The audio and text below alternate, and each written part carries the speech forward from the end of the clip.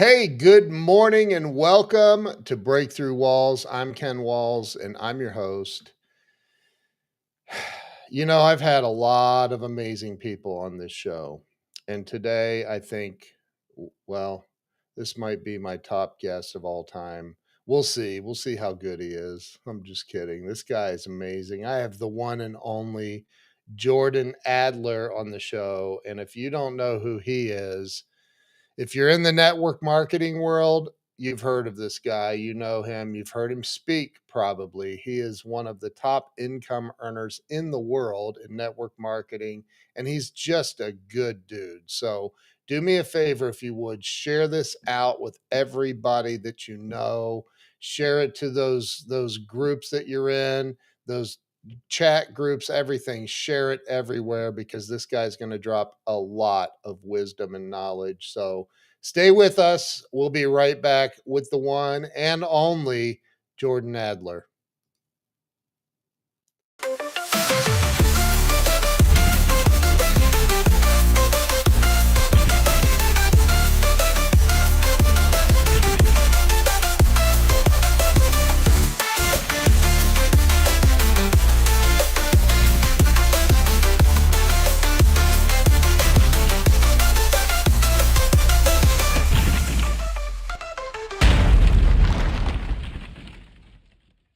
We're back. Let me bring Jordan on.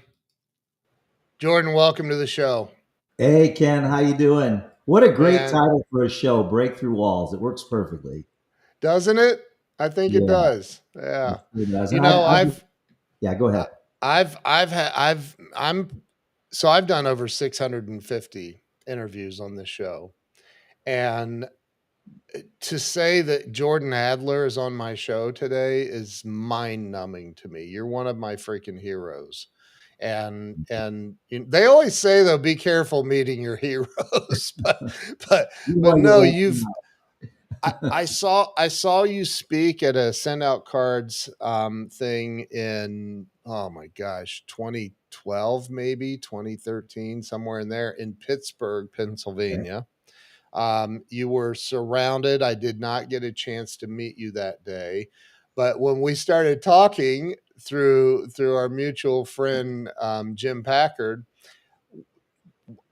I had forgotten, and you're like, yeah, I started searching, but we had already met before at your home in Las Vegas. Yeah, we crossed paths, and then we started brainstorming back and forth about all the people we know, and we've got a lot of mutual connections. So, A and I got lot. to just say, Ken, I'm just honored to be on your show. I mean, looking at some of the guests you've had on, it's like, does he really want me on this show? No, seriously, thank you. This is really awesome. I'm honored, man. So I'm trying to share this out to some groups I'm in too over on X. But so Jordan, I like to. I mean, I started this show because I was stuck in life, and I thought, if I if I can get enough people to come on and tell how they got unstuck, how they got through the crap, maybe there's hope for me, and it's worked out so far. So I like to start with you kind of telling everybody where it all began for you. Where were you born and raised? Yeah, absolutely. I grew up in the south suburbs of Chicago. I was born outside of Niles, but then my family moved us down to Park Forest, Illinois, which today is somewhat of the hood. Mm. They closed my high school after 70 years because of gang violence. But back when I was living there, it wasn't so bad. But my parents raised myself and my two sisters in a 1,200 square foot home in the south suburbs of Chicago, and I wasn't on an airplane until I was in my 20s. I graduated from the University of Illinois with a degree in landscape architecture, and my dad paid for the first year, and I was required to graduate, and I had to figure out how to pay for the other 3 years, and he saved his whole life for us to go for a year. And then I graduated, and I got $250 in gifts, and had a guitar, a suitcase, and $250. And there was a lot of building going on in Arizona. So I moved from Chicago at the age of 21 to Arizona. And bought a little Wow. $200 motorcycle and had $50 to live on until I figured out how I was going to make money. And the next 10, 11 years were super fun, but really hard. Just a lot of, I mean, it was very, I Wow. mean, at the peak of my, between my 20s and my 30s, my top income was 28,000 a year, but I definitely averaged under $20,000 a year for my first 10 years in Arizona. And so I was Wow. always behind the eight ball financially for the first 10 years, 11 years. And yeah, I could go on and on. I could just talk for an hour. I don't want to do that. Um, So, but so but you got a degree in what? I got a degree in landscape architecture. And, back when Okay. you're in your early 20s, the way you pick most people, not everybody, but most people, the way they pick their degree, especially if they don't know what they want to do in life, is you just happen to meet the right people at the right time. And so I was walking one night and there was this big, beautiful old home and there were a bunch of kids playing frisbee around a fire. And I met them and they were cool people. And I said, "What do you do?" And they said, "We're in the landscape architecture program." And I'm like, "I want to do landscape architecture." So that's how I picked that's how I had never even heard of it. And one night I decided that's what my career is going to be. So Oh my God. I did it actually for about 3.5 years, drafting primarily in Arizona, working for a couple of private firms, and then I worked for city government and then the state government, just drafting, and never got my landscape architecture license. But I met a guy who his father was starting an airline. I met him at the gym, and this is again how you end up in on your career path. Those little forks in the road. I met Mark Bovee. His dad, Ed Bovee, was starting an airline and had one plane, and they were paying $11,200 a year. That was how much you got paid if you went over there and you got stock options. And every employee that got hired by America West got $11,200 a year. That was Oh it. my God. And I joined the airline, and the next 13 years were really exciting and fun. We made almost no money at all, but it was an adventure. So I left landscape architecture and worked in the airline industry for a number of years. And during that time, I was dabbling in entrepreneurial things, trying to figure out ways that I could make extra money so that I could pay my bills, which it was really tough. And so I signed up for a lot of different network marketing companies. Over the course of 10 years, I signed up in 11 network marketing companies and never made one penny and never Wow. signed up a single person. But I love the idea of it. I love the idea of getting paid residual income, getting paid over and over and over again for working one time. And network marketing provided that. And so that's why I got involved. And I'd be in a company for 2 or 3 or 4 months, and everybody I would talk to would be negative, have something bad to say. And so I quit, and then I joined another company. And I did that for 10 years, 11 different companies. And then in 1992, I joined my 12th company. And they say when opportunity and preparation come together, I had been preparing, I'd been listening to audios and climbing up and down the mountain with my yellow Sony Walkman, listening to cassette tapes and going to events and reading and all those things. And then in 1992, when I joined my 12th company, I finally figured out the fundamentals of building. Um, I was getting a little better at sales. I wasn't really good at it, but I was better.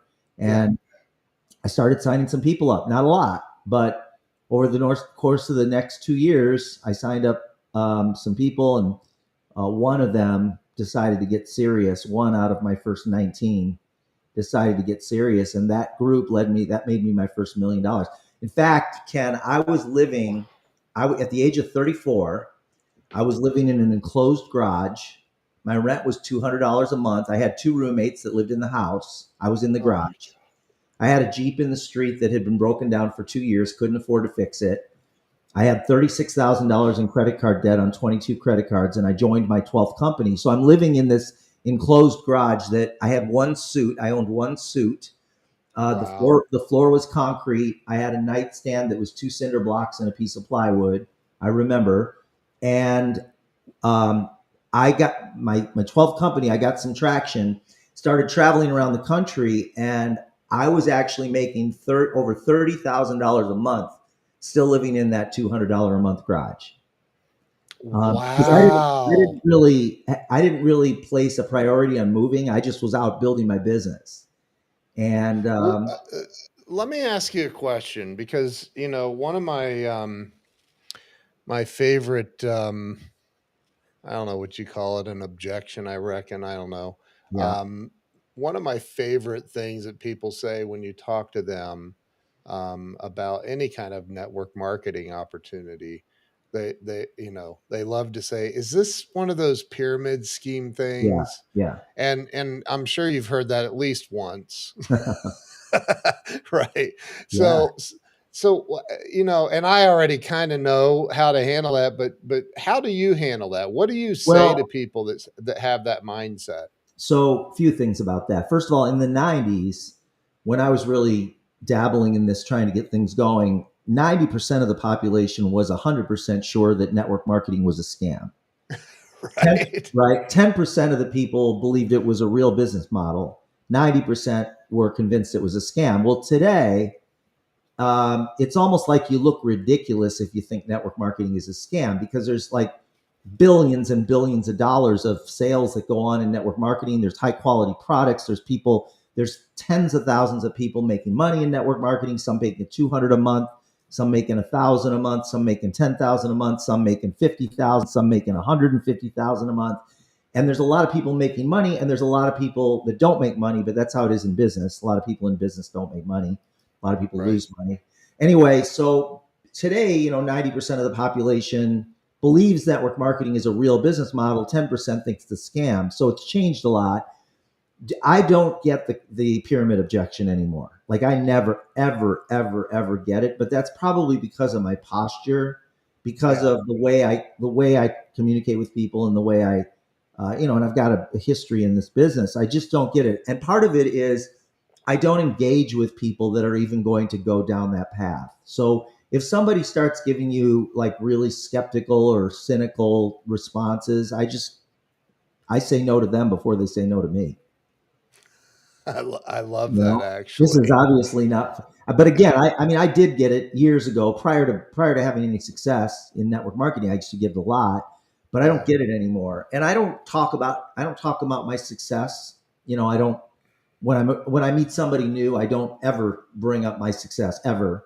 I just ask them questions and listen and learn about them, and if I see that there might be a fit, something Yeah. that could be good, then I'll breach the topic by asking them if they're open to taking a look at something that could be beneficial to them.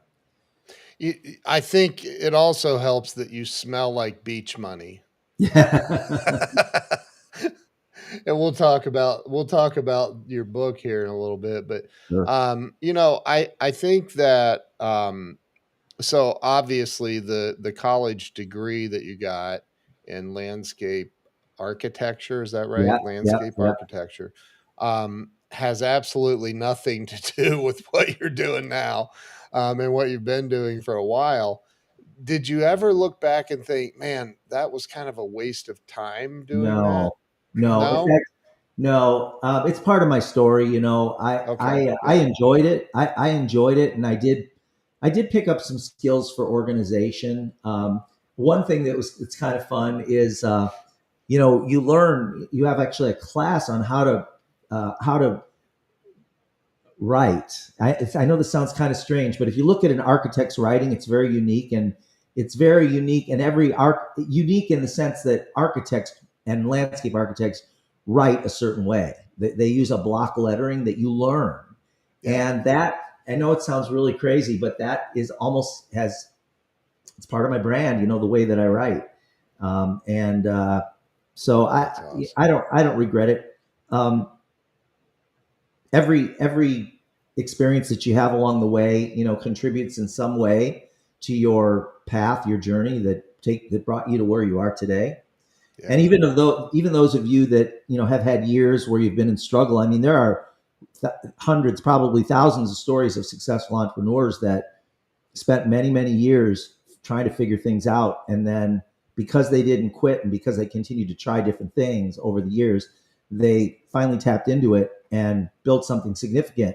I mean, even 20 years, like some people will struggle for 20 years and then they figure it out. The right opportunity comes around at the right time. They meet the right people at the right time. In fact, when you opened the show and you told me, you said, you said that you made a decision to do this podcast to meet successful people. Yeah. And I've always trained people that the greatest things in our lives happen when we meet the right person at the right time.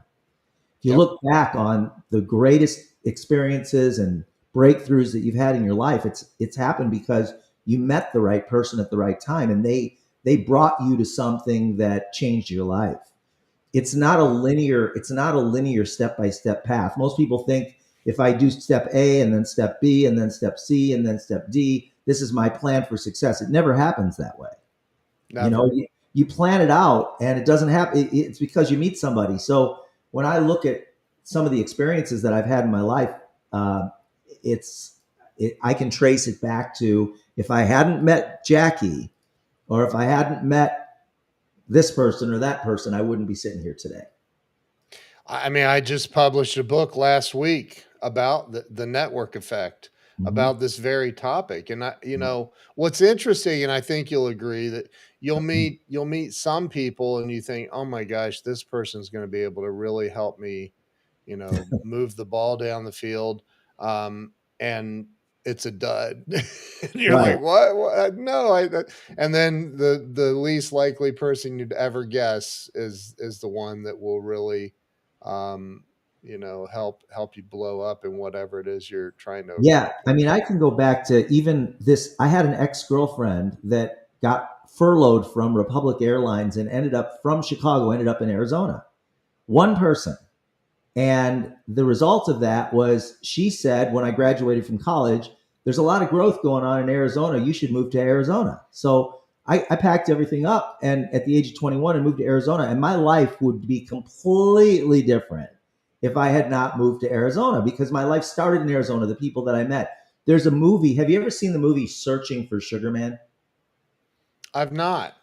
So I'm gonna spoil the story, but there was a guy living in Detroit in his 20s. He had a guitar. He wore a long black coat, black hat, black boots, and he would go into the bars in Detroit in the 60s. And he would walk into these bars and he'd find the stool in the corner in the dark and he'd sit there and he'd play. And his music was really good, but he'd only play two or three songs, collect some tips, and then he'd go on to the next bar. And he never talked to anybody. He'd just come in, play, and leave. Nobody really knew him. They just knew his name was Rodriguez. He wouldn't ever stay and talk. He'd just play and leave. And he did that for a few years. And then he made a vinyl record, and he printed 6 copies of the record. Again, this is back in the 60s.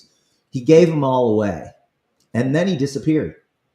And I'm talking, he used to do this in the winter when there was deep snow. He'd do it in the summer, for 3, 4 years, and then he just disappeared. And Wow. for 30 years, people would talk about whatever happened to that guy Rodriguez. His music was so good, and he was gone for years. People would just wonder what happened to Rodriguez. And there was during apartheid in South Africa, there was a movement that was a huge movement that was driven by music, and millions and millions and millions of people in South Africa were buying Rodriguez's music in South Africa. Millions. Everybody Wow. knew his music, and it inspired a movement. And there was one guy in South Africa that said, I'm going to go searching for Sugar Man. Now, this was before the internet. We weren't even texting yet.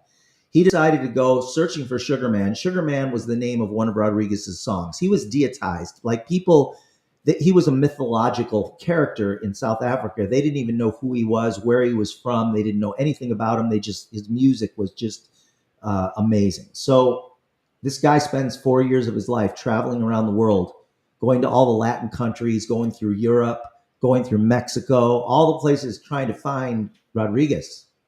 And they Wow. find him living in Detroit. And they say, Rodriguez, you're famous. We want to fly you and your family to, now this is now in the 90s, want to fly you and your family to South Africa to do a concert. And so Rodriguez, his wife, his kids all go on a private jet. They give him the red carpet treatment. 50,000 people show up to his first concert. His first Oh my concert. g oh And my now that god. was when he was in his 70s, and he played into his Wow. 90s. He actually he actually made millions and millions. He didn't make any money on the records that were sold in South Africa, but Oh he ended my up becoming a gosh. multimillionaire, and he played hundreds of concerts all over the world, very famous. And he, so I guess my point of the whole story is it, it was one guy that if that guy in South Africa hadn't decided to go searching for Sugar Man, he would have never known that he was famous. And he became Wow. 10 times more famous even after they found him, right? And that's how it is in life and business. You meet the right person at the right time. And as long as you don't turn into a recluse and stop meeting people, you'll eventually you'll tap into your greatness, whatever it is. Wow. That is powerful. And I think, I think that people I, I, I think that people are here. I love my new beach money background. I love it too. Um, I Thank think you. that people are searching, right? I think that we get here and we go, what's my purpose? What's the point of me being here? Have you helped people along the way that are searching for that are like, I don't know what I'm supposed to be doing. I'm Well, I sure think you've run in. everybody, that's not everyone, because there are certain people that when they're 7 years old, they know what they're going to do, and that's what they end up doing. Yeah, yeah, But I think a high percentage of people really don't know at some point in your life, you don't know what you haven't really tapped into your lane yet, like what you were brought here to do. And yeah, I yeah, mean, a lot of it is asking questions, helping people to think, helping them to dream. Like what are the things they like? Most people give up at some point. They give up on their dreams. Like usually, it could be when you're 15. It could be when you're 25. It could be when you're 35. At some point, you begin to die because yeah. you've given up on your dreams. And one of the things I like to do as Mr. Beach Money is help people to dream again, help them to start to think about, what their future could look like. What if? And when that happens, then they it puts them into a different place in terms of their mindset and their journey. So yeah, I say that quite often, Jordan, that I think most people stopped dreaming at probably 7 or 8 or 10 years yeah, old, and yeah. and and and it's heartbreaking to see that in the world. So what do you know who Brian Tracy is? I'm Of sure you course, probably I know know Brian. Brian. Yeah, So he's always like, write it down, write it down, write it down, and he said that on my show, and I said, Brian, and I mean, the dude changed my life yeah, 35 years ago, him and yeah. Zig Ziglar. But I said, Brian, people are going to hear this and they know that you're right. They know that they need to write it down. They know they need to dream bigger, think bigger, all the things, but they're not going to do it. And he's like, yeah. And I go, how do you change those people? How do you get them to take action? He goes, you don't, you You can't. don't. I'm No. like, It's what? sad. No, that's the wrong answer. Ken, that story, for many years, for 10 years, I knew that I needed to do that. Just like you said, I knew that I needed to write down my future in the present tense, and I never did it. And I hit a low point in my life where I was living in that rental, and there were railroad tracks behind my place. And one cold night, it was raining, sleeting, and it was very cold. It was in the winter in Arizona, in Phoenix, Tempe, Arizona, and I walked the railroad tracks, and I was very depressed, and I wasn't going to do anything drastic, but I walked for a few miles on the railroad tracks at night in the rain, cold rain, and Wow. the next day, that was like because of hitting that low point, I made a decision that I was going to write everything. I was going to do it. I was going to finally do it. And I got a journal. I worked for the airline, so I had past benefits. I could never afford a hotel room, but I could fly somewhere and fly back the same day. And I flew on a little Dash 8. I flew to the Grand Canyon. I'd never been to the Grand Canyon. And I walked out and I'd never seen anything so beautiful in my life. I mean, if you haven't been to the Grand Canyon, you can't visualize it in a photograph or Yeah. a video. It doesn't No, translate. it's And true. I went out and then I walked into the forest and I found a big oak tree and I had that journal and I sat down and I started writing the story of my life in the present tense as if it had already happened. and I started making stuff up. Like, what does my life look like in the future? But I wrote it as if it was already happening, right?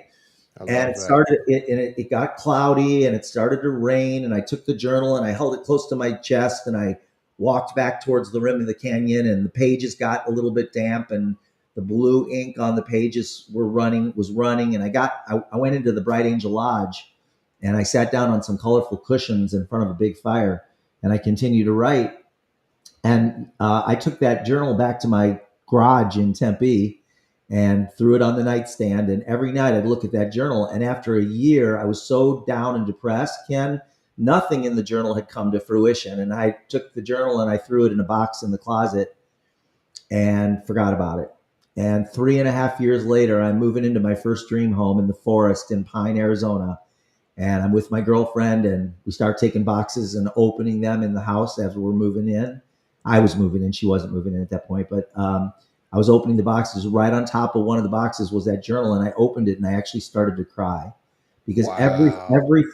everything that I'd written in that journal had come to life. In my, it came to fruition, and the reason was because I wrote it down. I focused on it for a year. Your subconscious mind will go to work. It just does. It's Yeah. not linear. It's very multidimensional. While you're sleeping, your brain figures out solutions to your problems. And one problem was I didn't have that life that I'd written down. I didn't have that life. That was the problem that my brain went to solve. And sure enough, I ended up in a place where everything in that journal had come to fruition. That so for anybody watching, if you don't find that to be one of the most powerful things, I can 100% verify that everything you're saying is true. I've experienced it. I wrote a book that is called the 10-minute manifestation journal, and it's all about writing it down like Yeah, over and over and over every day, writing down what you want your life to be. So all right. So for the people who are 60 years old, I'm yeah, 57. yeah. I'm certainly not in a place of starting over, but there are people who are. Hmm. There are people who are freshly divorced, or the economy's hit them hard, or they, whatever the all the stuff, right? The Colonel Sanders story is one of my Yeah, favorite yeah, stories, but um, for the people who are starting over and they come to you and they talk to you because your main business, do you talk about what your main business is? I would only. imagine. Yeah. Oh, yeah. Like Yeah. when you say, do I talk about it? Do you mean like on podcasts or Yeah. what? What do you name the company and all Yeah, that? I'm sure that's you up. do. Well, Yeah. usually that's up to the podcast host. Some hosts don't want to Well, talk about specific companies, and some are I okay with it. do. All right. I Yeah. do. Talk Yeah. about So it. Yeah. I was with a company back in the '90s that was around for 16 years. I was there for 13 years, and it was called Excel. It was a telecom network marketing company. You probably Yeah. remember it. That I was my worked. I did. I was with Excel for a Were you? while. All right, yeah. Yeah. That was Long my time first ago. success. I made $8 million at Excel, Wow. and then I lost half of it. I lost because when you start making money for the first time, it's like professional athletes and entertainers. When you start making money, you think you're smart and you think you're Mr. Shark Tank, and so you start investing in all these different businesses, and you realize that $4 million is not that much money, but you lose it really fast when you don't know what you're doing. And I Yeah. did, and I joined for all practical purposes, I joined a company 21 years ago called Send Out Cards, and the company has a different name today, but our technology is Send Out Cards. The name of our company is Promptings, and our founder invented a technology that allows you to send personal messages of gratitude on greeting cards in the mail from your phone or from your computer. So Yeah. you create the card, you drop pictures on there from social media or from your phone, you type in your messages, you choose the font, colors, you hit the send button, and that card's at the post office the next morning. And we've sent out over 200 million cards. We're the number one customer of the US Post Office. And we've got 1 million customers that send cards. And most of the cards are cards of gratitude, thank you cards, cards of appreciation, cards to lift other people up. And so that's what I've been doing for the past 21 years. And I recruit people that want to start businesses in the field of gratitude. Like if you want to have a gratitude business and be a gratitude consultant, you can participate with us. And Yep. yeah, and that's our connection. Jim Packard, who you've known for a long time. Yeah. Jim is one of my top leaders, and he recruited his sons about 20 years ago, and they built big businesses with us and made lots of money. And Yeah. so just recently, Jim reconnected us. That's true, and because Jim had sent me I hadn't heard from well, I shouldn't say it. Jim's very, persistent and Yes, he is. consistent, Yes, he is. at sending cards, and I Yeah. would get random cards in the mail just saying, "Hi." And that was it, or a postcard or, just different things, and I knew he was sending it from send out cards, and I'd look at it and, oh, that was nice, and once in a while we would text or whatever, but I get a text message a couple 2 3 weeks ago from him, and it was a digital card, and I Hmm. was like, what, wait a minute, what's this? And I opened it and I was like, oh, that's freaking awesome, holy crap, they are going to break the internet with this. And so that's when I said, "We need to talk. What is this?" And that's when Jim and I connected. And Yeah. Now I want to make sure everybody understands. You can send any card as a digital card with gift cards. We've got 10 or 12 gift gosh, cards. it's Lowe's, crazy. Barnes and Noble, Starbucks, Yeah, Bed Bath and Beyond. There's a bunch yeah, in there. Anyway, you can send digital cards with gift cards, and then you can also send physical printed cards right from your phone or yeah, your computer. Yeah, yeah. yeah. It's incredible. So I'm pretty amazed that they figured that out. That they went. It's pretty cool. It is really It's pretty cool. really cool. Yeah, It's really really. cool. Yeah, So back to the someone, that's starting over, 60 years old. yeah. I only use that age because I'm so damn close to it. But, how do you help somebody get going that's never done anything like this, or they were like you and they tried it with another company 30 years ago, Amway, or one of the other companies? How do you help them get started and really become successful at it? Well, first of all, let's say they've got another 10 years or 15 years of productive life. Yeah. Uh, that's a long time. It's not a long time. We all know it goes very fast, but at the same time, it is a long time. What do you want your next 10 years to look like? That would be where I'd start. Like, what do you want the next 10 years of your life to be like? Maybe your dream has been to travel the world, or maybe your dream is to go down to South America and build a church, or maybe your dream is to be able to take your whole family, the entire family, to Disney World, or whatever it is, right? Right. Yeah.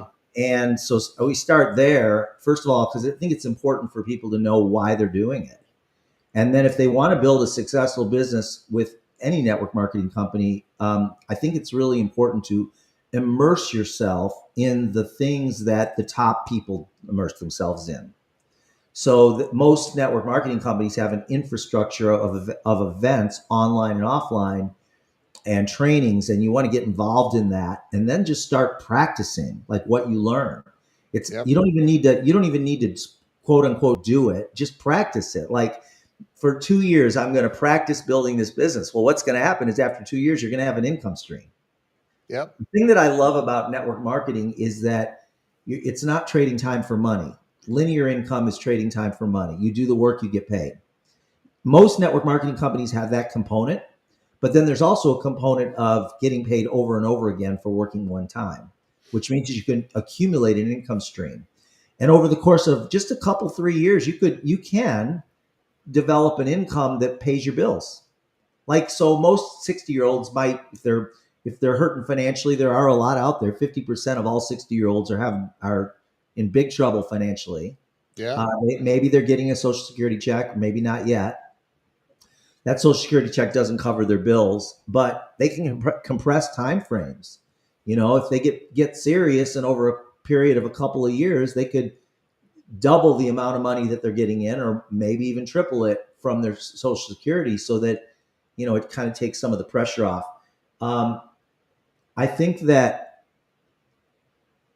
one of the things people don't look at, mostly because they don't want to look at it because it scares the crap out of them, is what happens if you don't do something that if you're in a situation where you're barely paying your bills every month, and you're in your 40s, 30s, 40s, 50s, and you're barely paying your bills every month, and you don't have enough money to retire. Most people don't even look at that. They block it out because they're afraid, which I Yeah. understand. I mean, as I've gotten older, like I'm 67 years old, and I No, you're know, not. yeah, I am. I'm 67. What? Yeah, yeah. I was born in Dude, 58. Yeah. And I oh keep my, myself in good shape. I do my best. It's hard. It's hard work. The older you get, the harder work it is.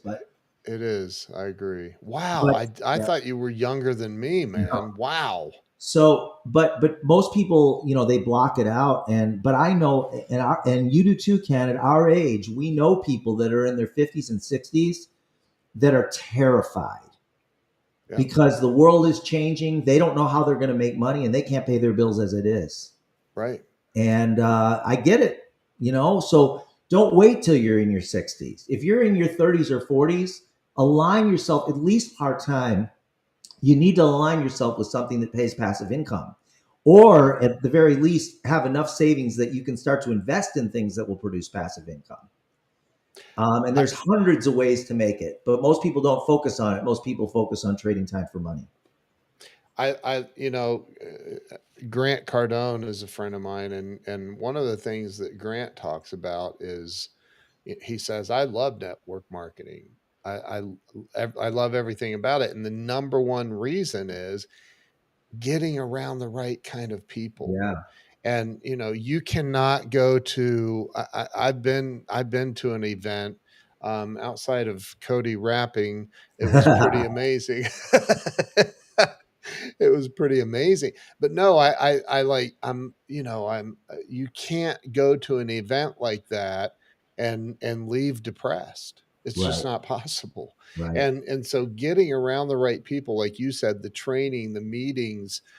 You invited me recently to. I had a conflict, but you invited me to jump on your Zoom meeting, which is nothing but positive, positive, positive energy. And when you get around the right people and you do those things, it's inevitable that success will follow. You just Right. got to keep showing up. Yeah, So you got to go where the fire is. yes. If you're a lone ranger and you're like, okay, let me give you an example. Um, and I learned this at an event. I learned this at a seminar years before I ever made any money as an entrepreneur. That the people that are the most successful, they sit in the front at Yeah. events. So, like if you're going to a Tony Robbins event, you can pay more to get seats up front. If you're going to a concert or a show on Broadway, you can pay more money to sit up front. Well, think about Yeah. who's sitting up front. The people that have a little more money, that have a little more things going on. I Yep. want to rub elbows with those people. So on Zoom, the equivalent of that would be turn your frigging camera on. Lurking in the shadows, lurking in the shadows is not going to get you where you want to go. No. You want to be, it doesn't cost you anything to turn your camera on. Put on a shirt and turn your camera on. And that in and of itself will make a difference. It's the equivalent of sitting up front. I can tell you that my success in the last company, Excel, a lot of it had to do with every event I would go to. I would try and have somebody with me and sit towards the front, like in the first three rows. Yeah. And then you'd get eye contact with the speakers that way. And then eventually you meet the speakers. If you go to a couple of them, they start to recognize you. And Yep. then you meet them. And that in and of itself can change the trajectory of your career. And then eventually you become one of them. Exactly. You you've become who you you've hang around with, right? That's right, man. And you've spoken on stages with Tony Robbins, Pitbull.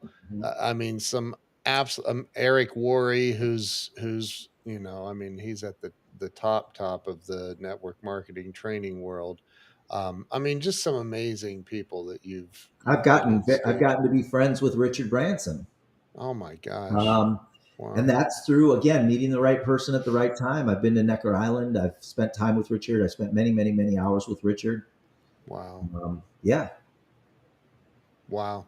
You want to become a billionaire, learn how to hang out with them and yeah, think like them, yep, right?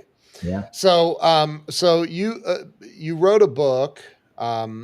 It's been a while, right? Like it's 20, been how many years? 22 years ago, I wrote Beach Money, but it's still selling a lot of copies Wow. every month. And then I wrote a second book uh, about five, more than that, probably 6 years ago, called Better Than Beach Money. Beach Money and Better Than Beach Money. Okay. And they're both on Audible. So They're both on Audible, and you can also order. Now, I'm going to recommend, if you do buy it, thank you. If you do buy it, there are multiple versions of it. You can buy used copies for a little bit of a discount, but the book's been rewritten and brought up to modern day multiple times. So buy the newest copy because it's got extra chapters in it. It's more current. So buy the the new better than beach copy. money or beach Well, or well, both of them.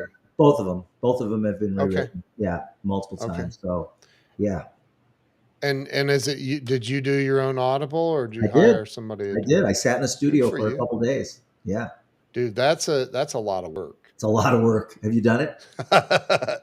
Oh Yeah, yeah. it's I've hard done work. it. It is. It's a It's little grueling at times, but it's worth it. It's worth it. So, yeah, yeah, it really is.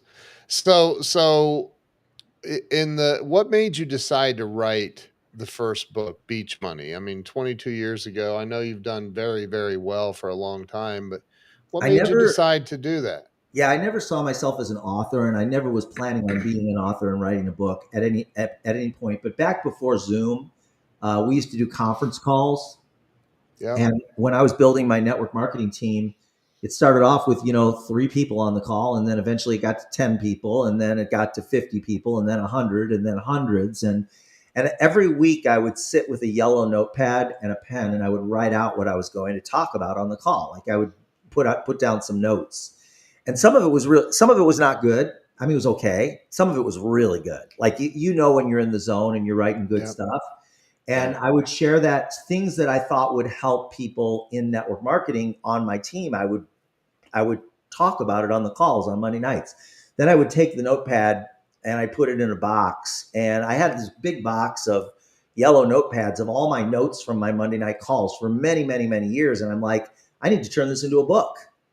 But I didn't really know what the book would be about. It would just be stories and ideas and tips and strategies for building a successful network marketing company. But I didn't have a title. And I tried to write, I tried a ghostwriter where I gave them my notes, and everything I would get back from the ghostwriters was just not my voice. And Right. finally, I decided I just got to do this myself, which was really hard. As you know, it's not easy to write a book. It's And not. nope. And then the title, once I had the title Beach Money, and I'll tell you where that title came from. Once I had the title and the cover, it all came together fairly quickly. And really, it's a bunch of stories and training, and it's fun. It's a fun book to read, easy read, and people share it because I've been very blessed. The book has gotten shared all over the world. It's in 30 languages. And Wow. yeah, and the way the title happened is I used to, long before I ever signed anybody up, I used to run little classified ads in the newspaper. I'd save up $250. It would take me 6 months to save $250. And I would Wow. place a 3-line ad. I got a title and 3 lines, and just trying to get people. And I didn't know what I was doing. And that's not the way to build a network marketing business. But I thought I would do that. And I thought I would get calls. Well, if I put any title on one of these 3-line ads, normally I would get 2 to 3 to 4 calls. But if I put Beach Money on there and I don't even know where I got it, I would get 30 to 50 calls. Oh my gosh. So just by changing the title. And then it hit me as the Beach Money says it all. Like it's all what it's about. And it's a metaphor for your life, whatever you want your life to look like. And so I Wow. decided, if it had that much impact on people, I'm just going to call the book Beach Money. And That's that's amazing. And I think the title has helped. I mean, it's become my brand. Yeah, it is your Yeah, brand. You're yeah, not you're that's who you're known as Yeah, Mr. Beach Money. yeah. So and then you decided to write better than Beach Money. What why a Just second because book? I accumulated more stories and I had Okay. more ideas that I thought would help people. Yeah. So that's all it is. It's just more examples, and everybody resonates with a different thing. So you know, it's funny because I get when you write a book that a lot of people read, you'll have people come up to you and tell you, "Oh, this story changed my life," and it's different for different people. You Yeah. know, It is. Absolutely. So what is the what's well, we'll get to the cigar thing here in a second, but we're going to talk about that. But I really I want to help people who are watching, and I know I have a lot of friends watching, and listening that they may be struggling, and I really like to help people have a breakthrough on here. So if somebody is at the end of their rope right now and they're Mhm. watching this or listening to this on the podcast network, here you are, you've made millions and millions of dollars. And what I love about you is you're not pretentious. Like if you didn't know, you wouldn't know, if that makes sense. But so everybody's listening and they want that nugget of how do I change my own life? That's great that you have these books. That's great that you've made millions of dollars, but I'm trying to keep the electric on and my car from getting repossessed. What do you say to those people who are listening or watching to help them get through and break through to the other side, as Jim Morrison would say? Yeah. Um, well, remember, as we said earlier, there's a few things on this. One is remember that your breakthrough is going to happen typically when you meet the right person at the right time. So you got to keep meeting people. And maybe it's just I'm going to schedule coffee with somebody that's more successful with me every day, either by Zoom or in person. Ken, are you still with me? Yeah, you're still there. Okay. Okay. Yeah, so I'm going to schedule a Zoom or a virtual coffee with somebody who's more than successful than me every day, 15 minutes a day. So that's the first thing. The second thing is, you know, uh, I think there's a lot of things that come to mind, but one is journaling and writing out on a daily basis what you're grateful for, the things that are working in your life, the things that you love, the people that are important to you, and every day write down two or three or four things that you're grateful for, and get yourself present. I heard Tony Robbins talking recently where he's talking about suffering. He said you can't suffer and be grateful at the same time. So if you're suffering, it's important to write down what you're grateful for because that will immediately take you out of suffering in the moment that you're writing it down. The more you can be grateful, the less suffering you're going to, and then that puts you in a state that you can be more productive. The third thing is, and this is a big one, and it's probably the one that knocks most people out, is don't quit on a bad day. Mm, Most people don't achieve. First of all, you're going to most because we're human, our emotions go up and down. There's a lot of days that we're not feeling it. And if yep. you make your decisions whether you're going to work your business based on how you're feeling, you're never going to make it. You have to do it based on your commitment, not on what you're feeling, not on your emotion. It's got to be based on commitment. It's like Yep. raising kids. You know, if you raise your kids based on how you're feeling, your kids are going to be all over the place. But if you base it on what you're committed to, making sure that your kids are safe and happy and have what they need to navigate life and be resourceful and all that, you've got to do that as a committed parent, not as a emotional parent. Yep. You know, Yeah. and so it's the same in business. You got to commit to your business and work it every day, even if you don't feel like it. It's okay to quit, but just rehire yourself like quickly. You got Right. right. Take a break, but then rehire yourself quickly. You're self-employed. Right. That's a big one. Is to don't quit on a bad day. If you don't quit on a bad day, when you're it's real easy to talk about it. Like we're here, we're talking about it. You hear what I'm saying, and everybody Yeah. nods and says I agree. And then when you're in it, when it's real and you're in it, it's super hard because you want to Yep. throw in the towel. Every single entrepreneur that has like built the success that they were looking for in their business had many, many, many tough days that most people would have quit. Yep. That's the reason why most people don't make it in network marketing is, or in any business for that matter, is because they throw in the towel. It's Instead of, true. as an entrepreneur, you got to be resourceful. You have to be creative. You have to be a problem solver. So you have to see yourself as a problem solver. See yourself Yep. as somebody who's resourceful instead of somebody that throws in the towel when things get tough. That's the difference between a Yep. leader and somebody who is going to be struggling their whole life. And you can start that at 60. It doesn't matter. Start that at 65. It does not matter. You're right. I agree. Colonel Sanders died a billionaire and he didn't start till he was 65. So, Yeah. you know, I love everything that you've talked about, and we're getting close to time here, but I do want to, and I want to thank everybody, Lori for sharing, Gigi for sharing, Drex for sharing. So, you have a cigar brand, which I think is so awesome. I'm looking forward to getting some. You're going to tell me how to get some, I think. Well, I Um, think if you just stand by your mailbox, you might be surprised.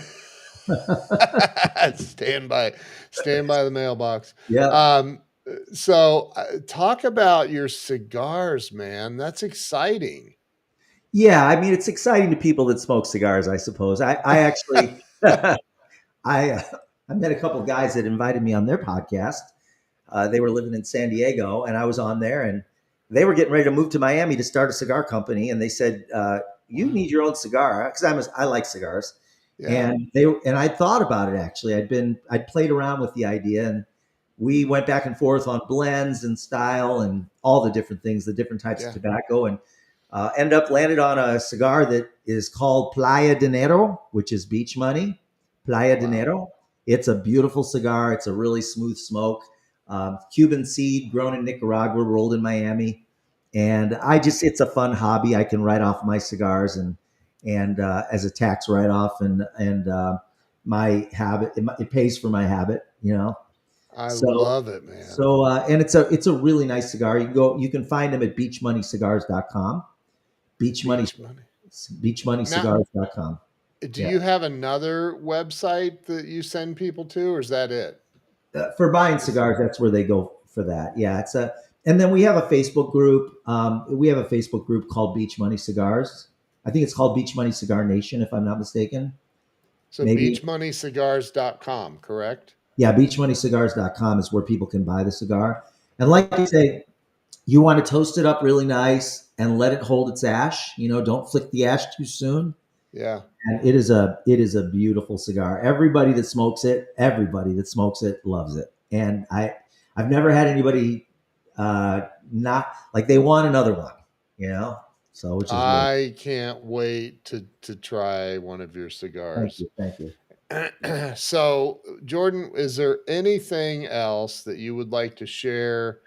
I'll bet you didn't think you'd be coming on here to promote cigars today, but hey, here No, we are. I, no, I I just I'm grateful that you invited me to be on your show, Ken, and I'm grateful that our paths crossed again because yeah, and it was crazy. I mean, I just started. I looked on my phone and I looked in the texting thread, and sure enough, we had met. We didn't even know it. We had met before in Las Vegas, and I don't remember exactly where we sat, but I'm sure we had a conversation. And I remember it. I remember walking into the. I guess it was. I don't know what floor it was on. It seemed like it was a high floor, were but you on my? You came up to my unit then. I no, was in. no, no, no. We were at a in a restaurant bar Oh, area, kind of. yeah. There's on the third floor. There's a sushi restaurant, and then on the 23rd floor, there's a bar and a tea lounge, and registration used to be up there. That So might be where we yeah, were. Is on that floor. Yeah, yeah. I don't know, but it So, and by was. the way, I would love to. I'd love to follow you. I'm talking to anybody who's watching right now. I'd love to follow you. I'd love for you to follow me on Instagram. I'm just Beach Money Jordan at Beach Money Jordan. Easy to find. I'm I'd gonna love put to. that I'd love to at. connect. I'd love to connect with you and see what you're up to. Yeah, you and I weren't even following each other on Oh, Instagram. isn't I that was like, crazy? "What the Yeah. heck?" It's insane. So there, I put that in the mix too, and Beach Money cigars as Okay, I'm well. great. Thank you And so much. I'm going to close. I'm going to close with this. See this guy right? See that right there? yeah, Willy Wonka. yeah, Willy Wonka. If you remember Gene Wilder uh, yeah. in the show Willy Wonka, Charlie in the Chocolate Factory, he's got a song called Pure Imagination. If you want to view paradise, simply look around and view it. Anything you want to do it, you can change the world. There's nothing to it. Mm. There it is. It's true, man. So true. In fact, Einstein said imagination is far more important than knowledge. Absolutely. And it's the truth. And you're a walking testament to that, Jordan. So man, I'm so grateful for you coming on today and sharing your wisdom with everyone. And everybody should be following you at Beach Money Jordan on Instagram, and go to beachmoneygcigars.com and grab a cigar or 10. And because honestly, I mean, I've had about every cigar I think there is, and it sounds like yours is top notch. Thank So you. Yeah, appreciate anyway, that. so everybody, make sure you go follow Jordan at Beach Money Jordan on Instagram, and this guy's open. He'll talk to you. So like just go follow him and get involved. Get into his sphere, and your life can change. So Jordan, thank you for being on Thank today. you, I'm Ken. going to wrap up the show. If you would stay with me You though, bet. You bet. and we'll chat real quick, but everybody have an awesome day. If you haven't shared this out, there is time still to redeem yourself. Go ahead and share this out with everybody that you know, and let's get this wisdom of Jordan spread to everyone that you know. And we will see you all later. Jordan, thank you so much. I Thanks, appreciate you. everybody. God bless. Thank you, Ken. Appreciate Thank it. you guys. Thank you so much.